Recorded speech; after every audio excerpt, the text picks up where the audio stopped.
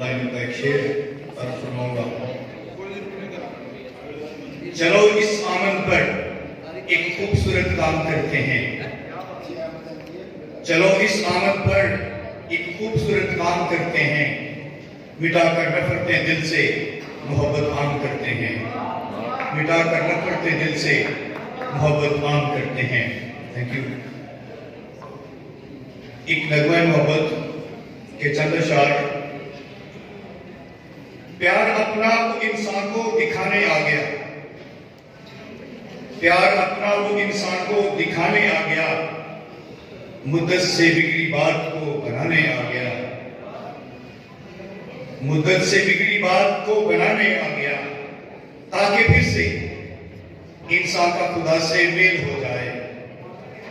ताकि फिर से इंसान का खुदा से मेल हो जाए। अर्श से फर्श पे इसी वो बहाने आ गया। दो जहां का बादशाह होकर चरनी में जन्म लेना। दो जहां का बादशाह होकर चरनी में जन्म लेना। आजिज़ी की इंतहा वो दिखाने आ गया। उसकी मोहब्बत का यही आला सबूत है। उसकी मोहब्बत का यही आला सबूत है। गुनाह से इंसान को वो बचाने आ गया। यहां उसकी शहाना आमद मुतवक्को थी। यहां उसकी शहाना आमद मुतवक्को थी। सितारा खुद राह मजूसियों को दिखाने आ गया। राह हक और जिंदगी मैं हूं।